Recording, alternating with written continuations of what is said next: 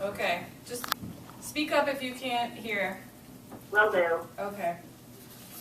Good morning. This is a pre-hearing conference in docket number NM6841, which concerns the application of SunCSA 58 for a certificate of public good for 150 kW interconnected group net metered electric power system in Addison, Vermont.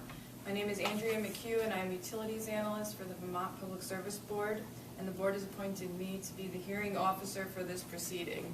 I'd like to start by taking notices of appearance. Jeannie Oliver for the Department of Public Service, and I just want to note for the record that I had communications with the Division of Historic Preservation. They won't be here today, but they would like to be kept informed about the developments in this proceeding. Okay. So I'm really not able to hear you. What I'm going to do is I'm going to call back immediately from a landline and see if that helps. Okay. Thank you. Oh, thanks. Yeah.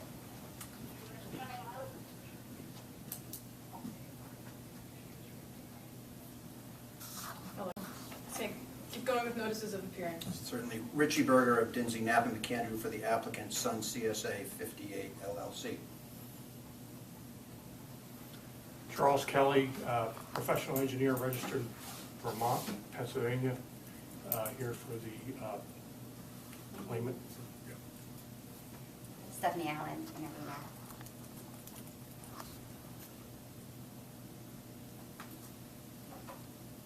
Cindy, did you want to just... And this is Attorney Cindy Hill on behalf of the interveners. Okay, thank you. So the board has opened this investigation to evaluate the potential aesthetic impacts of the proposed project. We need to establish an evidentiary record, and I understand that the parties have been discussing a schedule. Would we like to talk about that? Yeah, so the department's not really taking a lead on the schedule. I understand that both the applicant and the interveners have a competing schedule that they would like to put to you. Okay. Should we... But why don't I just kind of just summarize? I don't think we're that far off. I think maybe working backwards, because of Attorney Hill's schedule, she's gone after June 20th for a bit, as I understand it. We'd like to have a hearing on June 20th. If we try to put it off until the week of July 4th, as has been suggested, based upon my experience, vacation schedules, etc., nothing ever happens the week of July 4th. So if we can start with June 20th and sort of work backwards, what we would propose is a site visit on May 11th or 12th, pre-filed testimony of all parties May 27th, although we don't think the case this simple or straightforward requires discovery. We're going to say, sure, discovery served by June 3rd, discovery responses by June 10th, and then the hearing either between June 13th or 17th or on June 20th at the latest, and briefing 10 days after the transcript becomes available.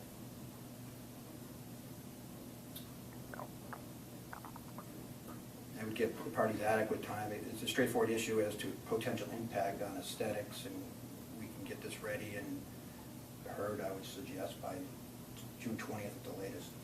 Okay, Ms. Hill, did you have a response to the schedule or an alternate schedule that you'd like to propose? Yes, I did, and I have an alternate schedule proposed. I will say we were in agreement that briefs should be 10 days after the electronic availability of the transcripts, but other than that, we had some differences.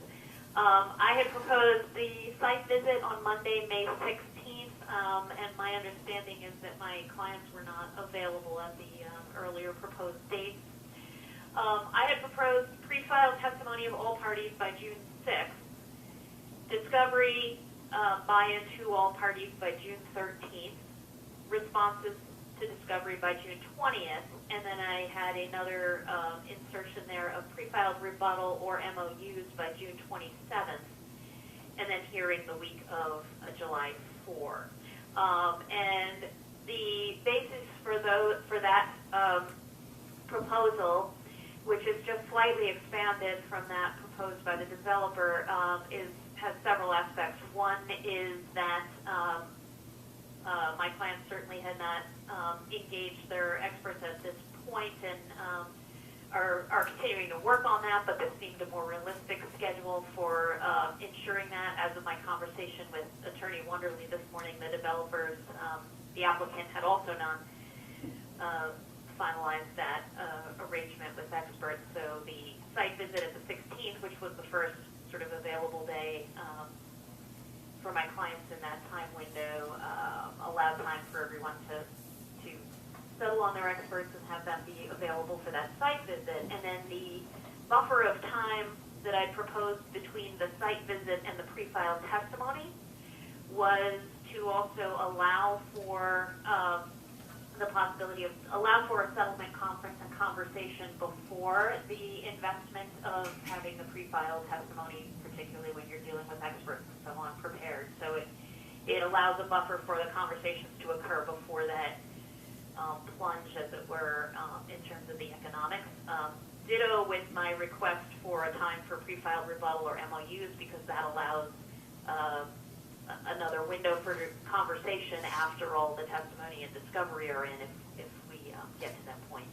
And then, as Attorney Berger had accurately stated, I'm actually, I am unavailable from June 21st through July 1, and it's due to some family medical issues that are somewhat unavoidable. So I know they were pushing for having hearing Monday the 20th, but I had my proposal is that to have it after that block of time, that week of July 4th. Okay, Mr. Berger, do you have a response? Sure. I don't know why the site visit needs to wait till May 16th. If they're not available May 11th, move it up even earlier. We'll accommodate them at any date and time. And if they're the interveners, they ought to make themselves available to do the site visit sooner than later. As far as a pre-filed rebuttal testimony or MOUs by June 27th, we could just agree to do those live at the hearing on June 20th. So again, just every step doesn't need to be so extended, and this can easily be ready for hearing on June 20th. And I'm sympathetic for the family medical issue, but it seems to make sense to get this done before that than after it. I think it's reasonable. Ms. Hill's schedule is reasonable in terms of allowing for time for some discussions and also taking into consideration the board's schedule and the intervener's schedule as well. So I'm inclined to go ahead with Ms. Hill's schedule. If we were to do that, would the end of the week of the 4th be acceptable for a hearing date for the parties? The department Monday is the 4th. The department is able to accommodate either of those Okay. schedules. So looking at the July 4th is Monday, so I'm looking at the end of that week. We anticipate less than a day, right? Oh, yeah. Yeah. Yeah. So So I think we need to reserve one day. we want to do the 6th? The 7th would work better for my schedule. Does that work for Ms. Hill? That works for me. If it, although I can't nod and look at my clients at the moment. So They're nodding. So someone could do the courtesy of seeing if they would nod. It works. Yes, yes. Thank you.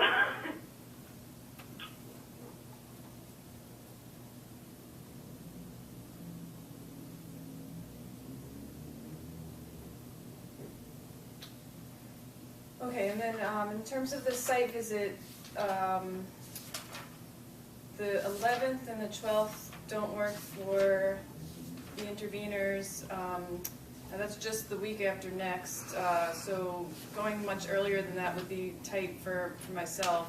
So I think the 16th would be acceptable. Looking around the room, can that be accommodated? I assume it can. My associate Joe Wonderly's out of state, but he'll be handling it, and he'll do what he has to do. Okay.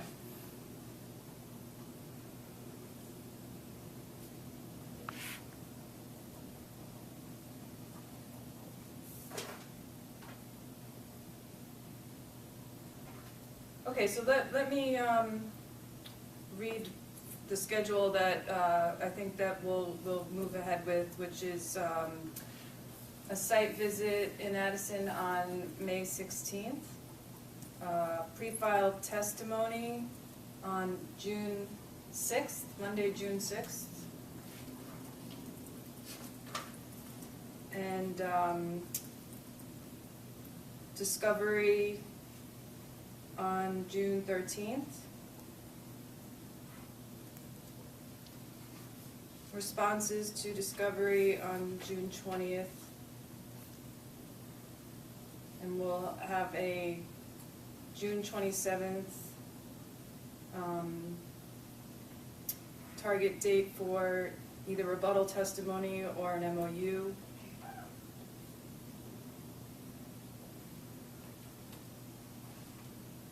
With a hearing date on July 7th.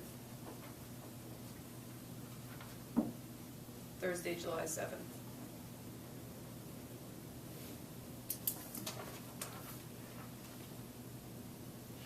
Okay. Is the brief 10 days after the electronic availability acceptable to the hearing officer as well? We were going to say 10 days after the hearing, but obviously having the transcripts available makes sense, and it seems that it would be unnecessary to have everyone, pay for the expedited copies. My experience is they've been being electronically available within a very brief time after the hearing. That's okay on my end. I'm sorry, how many days are proposed? 10 days after? I think 5 would be more than enough. We meet halfway and say 7 days? Fine. Does that sound okay? 7 days after electronic availability? Yes. Okay, that's fine. Okay.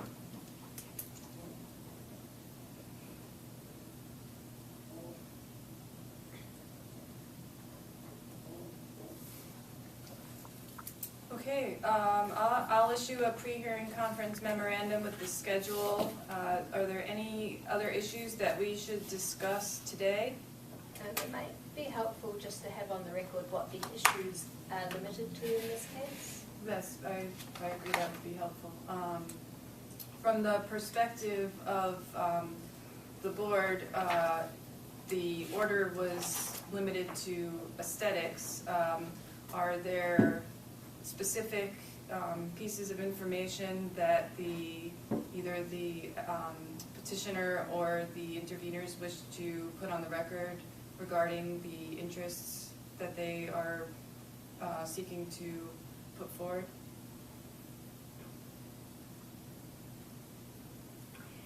I think in terms of the interveners, I think we're not prepared to do that right at the moment because I have not had time to fully vet this. I haven't even seen much of the file, so we haven't had a chance to vet that, so I would hate to make indications at this point that might look to be limiting because I just don't have a full understanding of the yet.